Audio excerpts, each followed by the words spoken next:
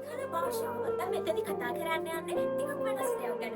භාෂාව කියන්නේ පැහැදිලිවම අපි අදහස් සංවේදනය කර ගැනීම කියන්නේ මගේ හිත තුළ තියෙන අදහසක් මම තවත් කෙනෙක් සමග කොහොමද ප්‍රකාශ කරගන්නේ කියන එක. ඔයාලා දන්නවද මේ භාෂාව කියන එක ප්‍රධාන වශයෙන් කොටස් දෙකකට වර්ග කරනවා.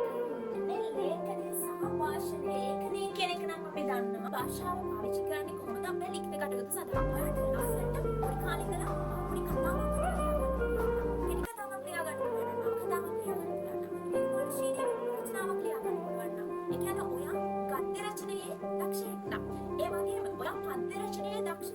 ඒ වගේම තමයි වාචනය. අපි ඉස්සෙල්ලා මුල වාචනය කියන කොටස. ඔය වාචනය කියලා කියන්නේ කතා කිරීම. වාචනය කියන්නේ කතා කිරීම.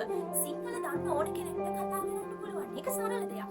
නමුත් අපි ව්‍යවහාරයේදී සම්මානීය ඉදිරියදා ජීවිතයේදී කතා කිරීම සහ පිරිසක් ඉදිරියේ කතා කිරීම කියන්නේ ආකාර දෙකක්. කොටසක් ඉදිරියේ කතා කිරීම කියන්නේ ප්‍රගුණ කිරීම තුළ පුහුණු කිරීම තුළ ඔයාලට පුළුවන් කතික විවාද මේ වගේ පැතිවලට යන්න. මම හිතනවා ඔයාලගේ ජීවිතයේ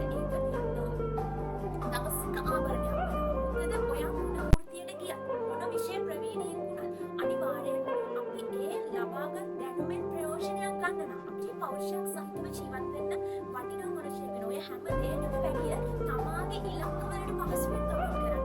ඒ ඉලක්ක පැහැදිලිව හඳුනා ගන්න. තමා යන්න ඕන තමාගේ ජීවිතේ පියවර වලින් පාර පැහැදිලිව හඳුනා ගන්න. ඉතාමත් හොඳ අනිදාන